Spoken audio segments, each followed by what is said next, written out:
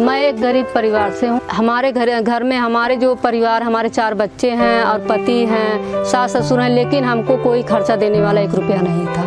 मेरा नाम चंद्रावती है और मैं सिद्धार्थ नगर में लोटन ब्लॉक की रहने वाली हूँ। सीआरपी के पद पर आए तो कुछ अपनी जिम्मेदारियों को समझे कि इसी काम से हो सकता है कि हमारा कुछ भला हो जाए, हमारा खर्चा निकल जाए। इसके लिए कितना ही संघर्ष हमको करना पड़ा।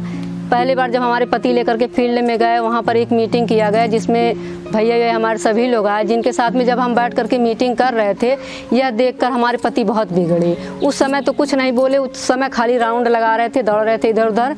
इसके बाद में शाम को घर में लेकर के आए तो हमको 3-4 झापड़ मारे थे।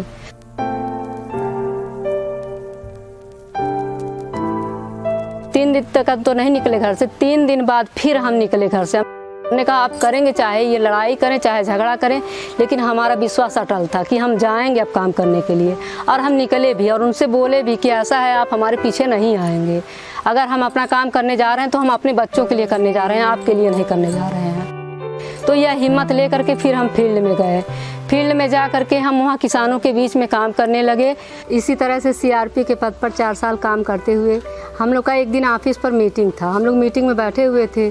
प्रोग्राम मैनेजर अनूप भैया हमारे पास फ़ोन किए। वो एक बात ने मेरी ज़िंदगी बदल दी। मैंने सुना भैया कह रहे हैं कि ऐसा है चंद्रावती, तुम बलरामपुर में आ जाओ, तुमको हम प्रमोट करके एफसी के पद पर ला रहे हैं। एफसी के पद पर हमारा बलरामपुर में नियुक्ति हुआ तो हम बलरामपुर में आए। तो ये हमारे लिए जगह नया था और काम भी नया था, यहाँ के लोग भी नए थे।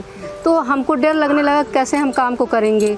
लेकिन सबसे बड़ा चुनौती जो इस बीच आया वो सीआरपी लेवल पर आया कि हम लोग को सीआरपी ढूंढना था। इसके लिए हम क्या करने लगे, हम लोग गांव में जाते थे। गांव में जा करके 2-4 महिलाओं से संपर्क करने लगे। तो वहाँ ये निकल करके आया कि हमारे घर की बहू बेटी तो बाहर नहीं निकलती हैं और ना ये अशिक्षित ज़्यादा हैं, पढ़ी लिखी ज़्यादा नहीं थी। तो ये सब जब समस्या आने लगी तो जहाँ हम लोग कुछ पढ़ा लिखा देखते थे घराना, उस घर में हम लोग जाते थे।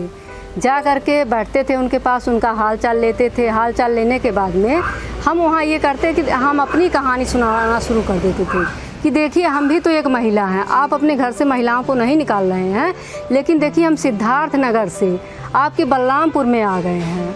आप अपनी लड़की को अपने घर में ही रखना चाहते हैं। अगर वो जैसे आप चूल्हा चक्की करते हुए अपना ज़िंदगी बिता दिए हैं, वैसे ही आपकी लड़की भी चूल्हा चक्का करते हुए ज़िंदगी बिता देगी।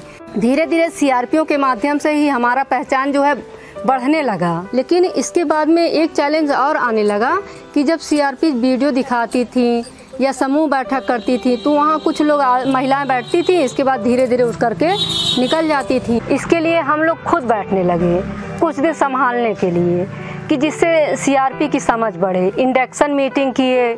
इंडक्शन मीटिंग के बाद में जब वीडियो डिस्क्रिमिनेशन सीआरपी करती थी तो हम लोग बीच में जा करके बैठ करके उनके साथ में उनको देखते थे कि किस तरह से कहाँ गलती कर रही हैं, उनकी गलतियों को पकड़ते थे। इसके बाद में धीरे धीरे उनको बाद में मोबिलाइज करके सही लाते थे। और हमारी परियोजना के तहत उनको कई बार ट्रेनिंग दिया गया सीआरपीओ को, जिससे कि उनका मनोबल बढ़ा कि हाँ हमारे पीछे सभी लोग चल रहे हैं, हम लोग अकेले नहीं हैं। जिस एफसी के पद पर हम काम कर रहे हैं उसमें तो चुनौतियां आती रहेंगी, लेकिन उन चुनौतियों को हम अपने काम के बीच में नहीं आने देते हैं और अपना काम करते रहते हैं।